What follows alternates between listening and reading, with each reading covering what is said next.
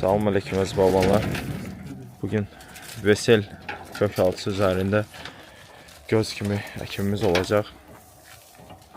Gördüğünüz kimi boşaltırıq. Bunların kök kuruluşu biraz başkadır.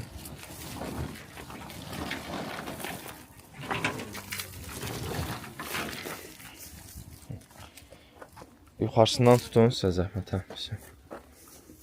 Göz olan yerindən tutmayaq.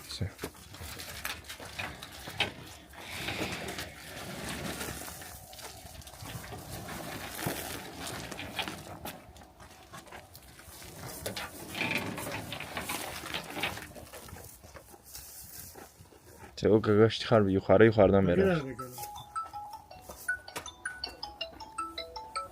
İşte. Onun da paçkalar sayım tutuyor.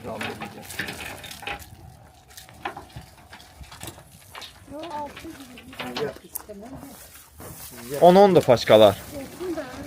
İndi nədir odur da hesablayacağım.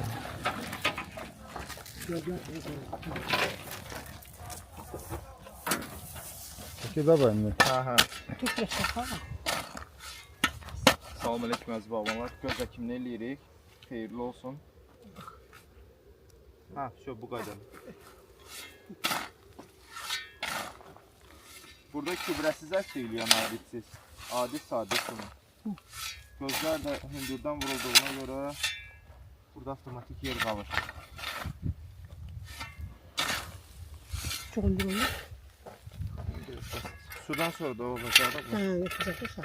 olur. Bir dəqiqəki əkimlərinizin mütləq şəkildə suyunu verin. Yəni əkən kimi suyunu verin. 5-6 dənə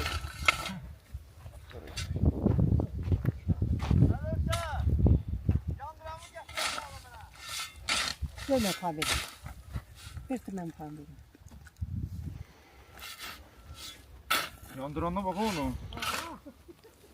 Onun büyük 500 manat kıymet olan da bu. Biter oldum he.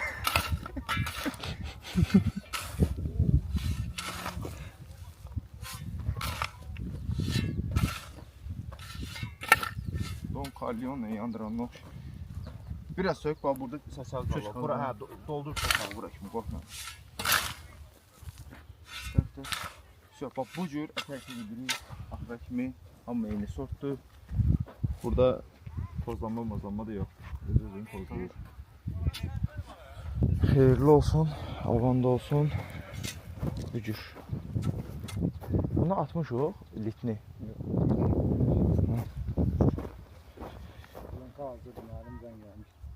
Hazırdır deyir. Ha lap yaxşı. Bir tane kalıp kollayıp.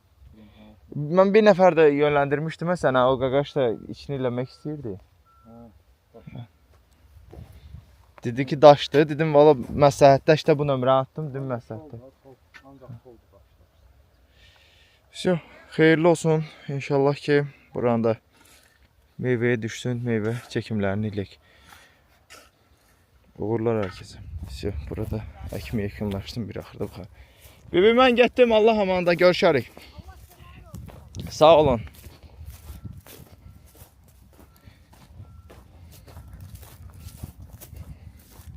Əkib sulayacaqlar. Anlamasını da sonra çəkəcəklər avtomatik. Bu arada gözlərdir.